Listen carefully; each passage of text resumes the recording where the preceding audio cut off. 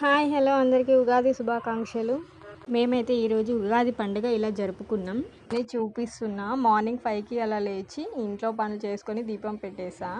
ఇంకా మా ఆయన పిల్లలు లేచారు. వాళ్ళైతే స్నానాలు చేసి దేవుని దగ్గరికి వచ్చి మొక్కారు. తర్వాత పూజ అయితే అయింది.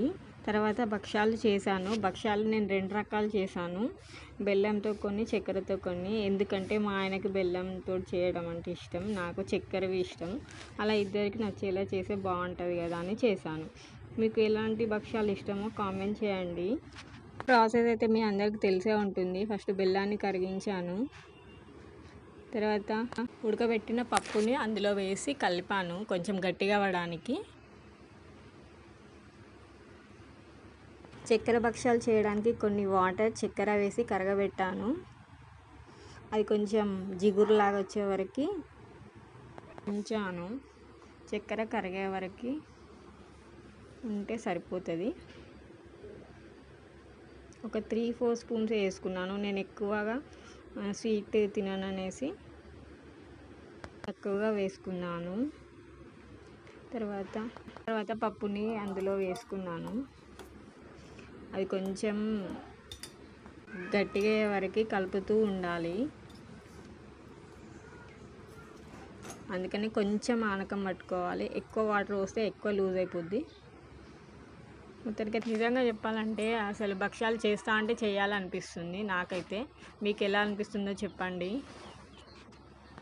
నేనైతే అన్నీ ఫిల్ చేసుకొని పెట్టుకున్నా.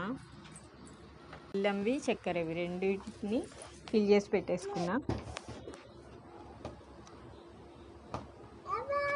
ఉగాది పచ్చడి అంటే షడ్రుచులు అంటారు కదా, మన లైఫ్లో కూడా అలా ఒక భావన అన్నట్టు. బెల్లం ఆనందాన్ని ఇస్తుంది, ఉప్పు జీవితంలో ఉత్సాహ సంగీతాన్ని ఇస్తుంది, వేప పువ్వు చేదు జ్ఞాపకాలు ఇస్తుంది, చింతపండు నేర్పుగా వ్యవహరించే తీరు, పచ్చి మామిడి కొత్త సవాళ్ళని ఎదుర్కోగలుగుతుంది, కారం సహనం కోల్పోయే పరిస్థితులు. ఉగాది మొదటి పండగ. మనం ఆ రోజు ఎంత పాజిటివ్గా ఉంటే అంత మంచి జరుగుతుంది అంటారు. దానికైతే పిండిలో ఫిల్ చేశాను మొత్తం. తర్వాత కవర్ వేసుకొని కొంచెం ఆయిల్ వేసుకొని ప్రెస్ చేశాను. చేతితోని చేశాను ప్రెస్సింగ్. ఎంత సాఫ్ట్గా వస్తాయి ఒప్పటి చేస్తుంటే, భలే అనిపిస్తాయి. చూడండి ఎంత రౌండ్ అప్గా వచ్చిందో. పిండి ఎంత మెత్తగా కలుపుకుంటే అంత సాఫ్ట్గా వస్తుంది. తర్వాత ఒక ప్యాన్ పెట్టుకొని కొంచెం నెయ్యి వేసి వేసుకోవడమే అంతే. దానిపైన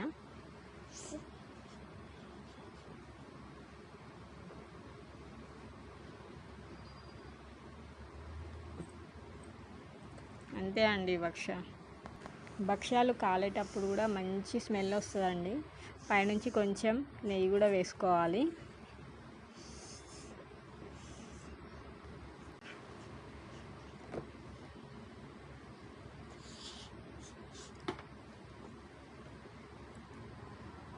మంచిగా హైలో పెట్టుకొని ఒక 2 సార్లు తిప్పేసుకుంటే భక్ష్యాలు రెడీ అవుతాయి. తర్వాత నేను దేవుని దగ్గర పెట్టేశాను ఉగాది పచ్చడి ఉన్ను భక్ష్యాలు.